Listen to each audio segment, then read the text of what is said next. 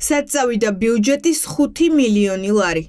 აუდიტის სამსახურმა მუნიციპალიტეტებში დარღვევების მთელი სერია აღმოაჩინა.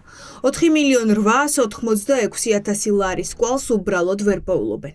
ეს გაბიტაშვილის უწყების დასკვნაში პირდაპირ წერია.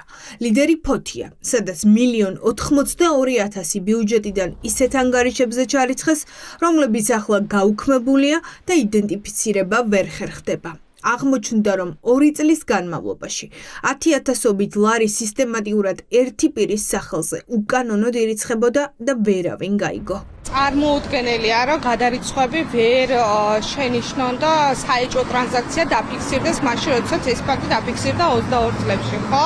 გავიდა უკვე მე რამდენი წელი 4 წელი გავიდა მას შემდეგ. წარმოუდგენელია, რომ არ ცოდოთ მაშინ თუ არ იციან რისთვის მუშაობენ, ხო? იმას მიანიშნებს, რომ აქ არა მარტო ერთი ადამიანი, ან შეიძლება რამდენიმე პირს ამასთან რეალურად საქმე და შეხება ქონოდა. ყველა რეგიონში იდება ეს დასკვნები და საინტერესოა დასკვნა რო იდება, შემდეგ რა არის შემდეგი ნაბიჯები, ხო? ამ პრობლემის აღმოფხვრა, მაგრამ პრობლემის აღმოფხვრა არ ხდება. ფოთის მერიის ერთი თანამშრომლის ანგარიშებზე ბიუჯეტის ფულს 2022 წლიდან რიცხავდნენ.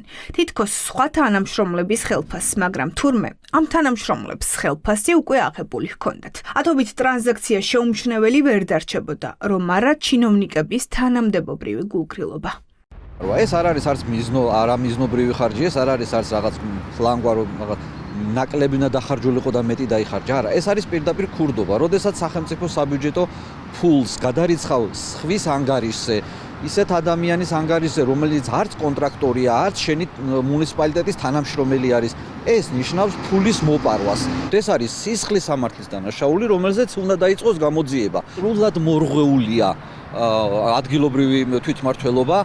ვისაც რა უნდა იმას აკეთებს. ორი მიმართულებაა. ერთი, რომ მერმა არ იცის რა ხდება და ეს იმას ნიშნავს, რომ თანამდებობას გულგრილად ეკიდება და მეორე არის თვითონ არის ჩართული კორუფციაში. იგივე ხდებოდა სხვა რეგიონებშიც. ქარელში 100,000 ლარზე მეტი ისეთი კომპანიის ანგარიშზე ჩარიცხეს, რომელსაც მერიასთან კონტრაქტიც კი არ ჰქონდა.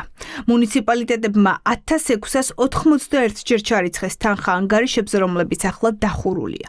აუდიტმა კვალსაც ვერ მიაგნო, ვის ხელში აღმოჩნდა ეს ფული. ის ძალიან მასშტაბური ზიანი, რომელიც მუნიციპალიტეტების ბიუჯეტებმა მიიღო, გამოწვეული არის იმ გახსნილი კორუფციული გარემოდან, რომელიც ამ წლების განმავლობაში ჩამოყალიბდა და უბრალოდ მუნიციპალიტეტის ბიუჯეტიდან ხდებოდა ყველანაირი საბუთის და ახსნა განმარტების გარეშე თანხის გადარიცხვა იმ პირებისათვის და ორგანიზაციებისათვის, რომლებსაც ერთი რომ არც ერთ შემთხვევაში არ ეკუთვნოდათ ეს თანხები და მეორე, რომელთა იდენტიფიცირება საერთოდ ვერ ხერხდება, რაც ბუნებრივია მიანიშნებს ძალიან ბევრ სისხლის სამართლის დანაშაულზე, რომელსაც შესაბამისი გამოძიება ჭირდება, მაგრამ როდესაც საქმე ეხება ქართულ ოცნებას და კორუფციას, გამოძიება ხდება მხოლოდ და მხოლოდ მაშინ, როდესაც ეს არის პარტიის ინტერესებში. Რომ გავიხსენოთ წარსული მაგალითები, მაგალითად 2022 წელს მსგავსი შემთხვევის გამო, როცა დაიჭირეს გორის მერიის ბუღალტერი, აღმოჩნდა, რომ 150,000 ლარი თურმე ტოტალიზატორის ანგარიშზე ჩაირიცხა და წააგო ამ ქალმა და რაღაც უბედურება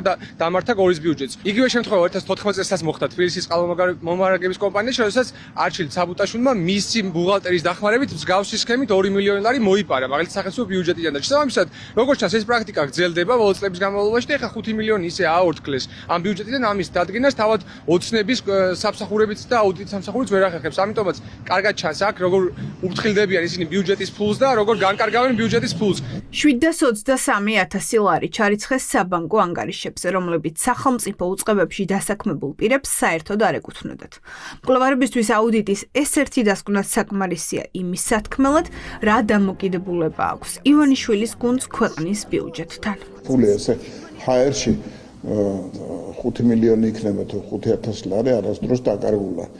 და ვერც დაიკარგება. უყაერად შეიძლება ხარჯვა იყოს, შეიძლება ვიღაცამ ბიუჯეტიდან ბოროტად ისარგებლა და ამას ყველას პასუხი მოეთხოვება. მუნიციპალიტეტში იქნება ეს თუ ნებისმიერ უწყებაში, ჩვენ ხედავთ, რომ თუ არის სადმე კორუფციის ფაქტები, გამოვლინება ხდება ყველაფერ ამის. და მასშტაბები არც თუ ისე მცირე არის, თქვენ ალბათ დამეთანხმებით ამაში. აქ სასიხარულო არაფერია ერთის მხრივ, რომ ასეთი ფაქტები შეიძლება ბევრია, მაგრამ მეორე მხრივ კარგი ის არის, რომ უსაფრთხოების სამსახური და ანტიკორუფციული სამსახური მუშაობს ამ მიმართულებით. აუდიტის დასკვნის შემდეგ ოცნება ხალხს პირდება, რომ ყველას აგებინებს პასუხს. მაგრამ კორუფციასთან ბრძოლამ სხვა რამ აჩვენა. გზა მხოლოდ მათთან მიდის, ვისი გასამართლებაც პარტიულ ინტერესებს სჭირდება ხოლმე.